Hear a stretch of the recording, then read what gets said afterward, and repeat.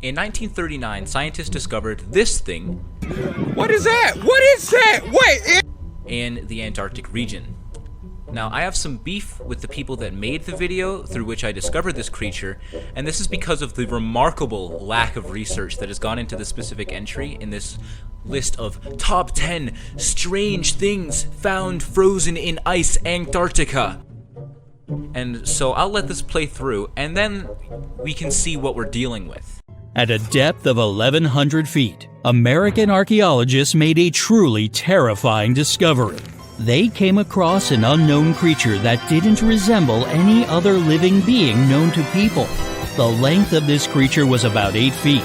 Its body was covered with protruding bones, and its jaw was retractable. Such a body structure puzzled scientists to no end. Today, they're trying to determine the origin of the animal, its system of nutrition, and its classification.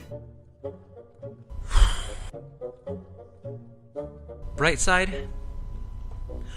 You absolute clowns. You fools. You fiends. You utter buffoons.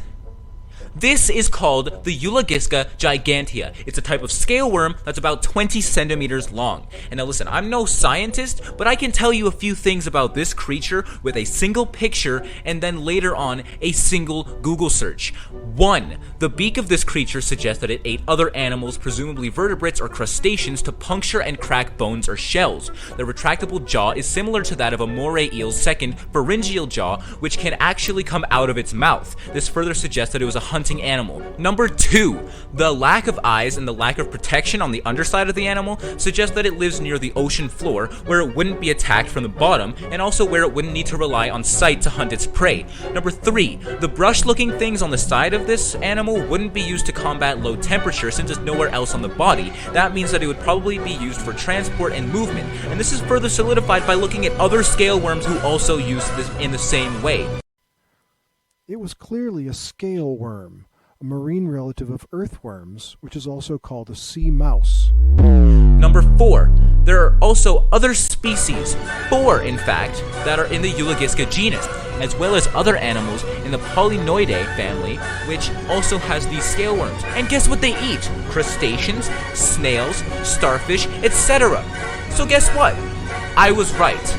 I made these observations, then looked into it after, and I was right. It took less than 10 minutes to get all of this information, and yet this YouTube channel with 43 million subscribers, owned by a corporation who is dominating YouTube, can't do it better than me.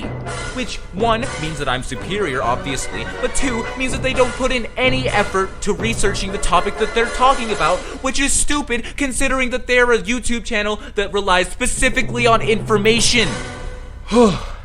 Anyway, tangent aside, some other cool things that are found in this area include